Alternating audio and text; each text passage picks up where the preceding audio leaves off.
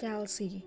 Arnold tampak uring-uringan di dalam kamarnya, apalagi saat melihat beberapa hari ini Chelsea terlihat sangat dekat dengan Jerry. Arnold dan Diandra sudah pulang ke rumah dan kembali sehat. Dian dijaga ketat karena sedang hamil muda. Dia tidak diperbolehkan terlalu lelah.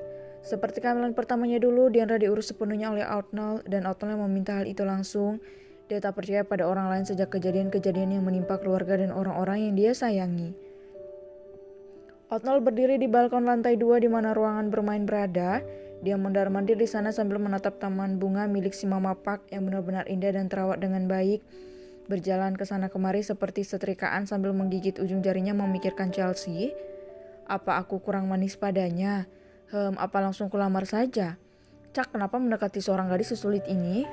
Gumam Arnold. Dia menatap Emily, Edward, dan Jacob yang sedang bermain bersama. Lebih tepatnya kedua bocah cerewet itu sedang mengganggu si anak super dingin Jacob. Apa aku tanya Edward dulu ya? Gumamnya lagi. Edward, kemari nak, ada yang mau Dedi tanyakan. Panggilnya. Edward menghampiri Dedinya. Ada apa Dedi? Tanya bocah kecil itu.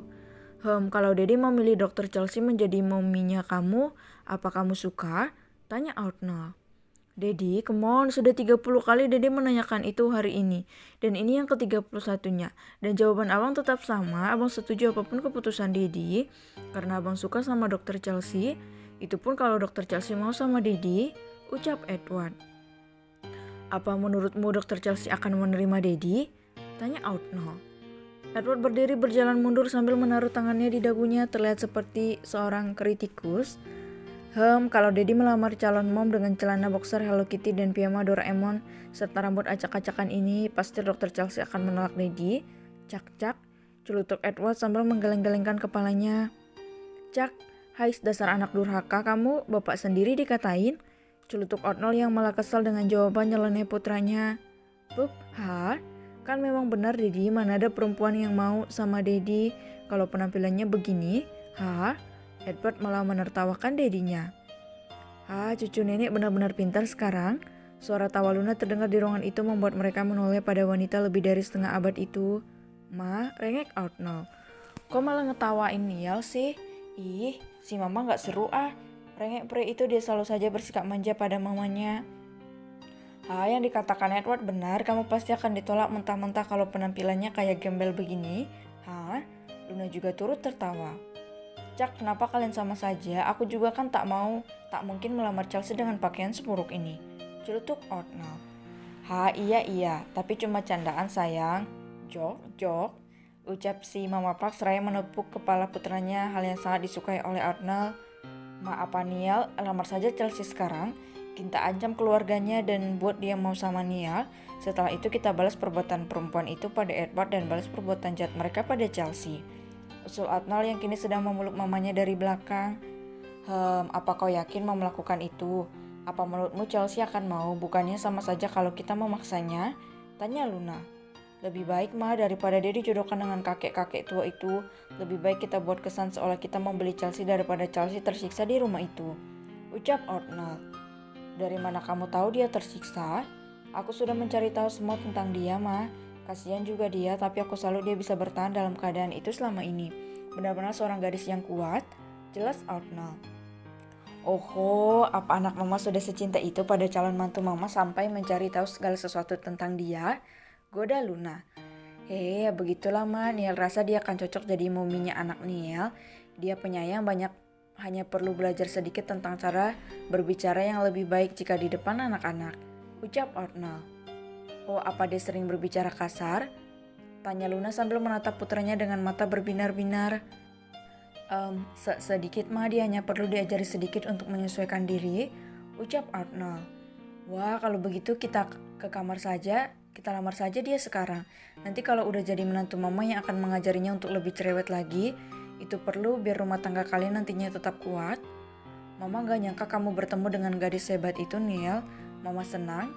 Serunya yang memang tampak terlihat sangat senang saat mengetahui fakta baru tentang calon menantunya. Mama senang. Arnold cukup terkejut. Tentu saja. Wah, aku pikir Mama tidak akan setuju karena tahu kalau Chelsea agak kasar dan kurang menempatkan diri. Tahu-taunya Mama malah mendukung banget ya, ucap Arnold. Kalau melihat Chelsea Mama jadi ingat masa lalu. Kaki Mama buntung tapi Mama berjuang sekuat tenaga untuk bisa tetap hidup. Ya, semua orang punya kisah masing-masing dan Mama harap kisah kalian bertiga anak-anak kandung Mama akan lebih bahagia, ucap Luna. Pasti Ma, kami akan bahagia, doakan kami, ucap Arnold. Kalau begitu mulai sekarang kau sudah bisa berganti pakaian, mandi jadi pria tampan, kita akan melamar pujaan hatimu itu. Masa ia mau lamar anak orang tapi pakai piyama? Celutuk Luna. Baiklah Mamaku sayang, anakmu yang ganteng ini mandi dulu, ucap pria itu. Sementara itu di rumah keluarga Chelsea di bagian lain kota itu, terlihat sebuah kamar yang dijaga ketat oleh pengawal bahkan yang masuk ke sana pun hanya pelayan-pelayan tertentu yang sudah disiapkan oleh papa dan mama Chelsea. Alasannya adalah untuk menjaga agar anak gadis mereka tidak kabur, sebab sebentar lagi calon besan mereka akan tiba untuk mempersunting Chelsea, dan ini adalah sebuah keuntungan besar bagi mereka, sebab perusahaan besar itu sangat menyukai Chelsea dan berjanji akan memberikan bayaran yang setimpal jika mereka memberikan Chelsea pada mereka. Brak, brak, brak, buka. Pekik Chelsea dari dalam kamarnya, dia memukuli pintu kamar sampai tangannya terluka dan berdarah.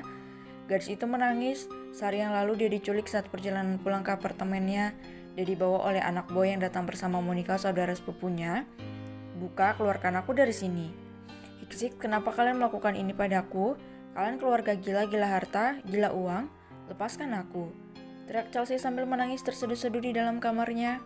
Kondisinya menyedihkan. Ada beberapa luka lebam di tangannya karena dipukul oleh papanya sendiri saat dia melakukan perlawanan. Lepaskan aku. Hiks, lepaskan aku. Seorang wanita dengan rambut bergelombang dan tai lalat di bawah bibirnya datang. Wanita yang sebenarnya sudah berusia tua itu tetap terlihat kencang karena perawatan mahal yang dia lakukan. Di sampingnya ada Monica, si wanita ular yang bermulut racun itu. Buka, titah wanita yang biasa disapa Nyonya Maya itu. Pintu dibuka, tampaklah keadaan kamar yang begitu berantakan. Chelsea berdiri menatap mereka dengan napas naik turun sambil menaruh sebuah gunting di lehernya. Apa kalian ingin melihatku mati di sini? Teriak gadis itu. Dia sudah melukai lehernya sendiri, darah menetes dari goresan gunting di lehernya.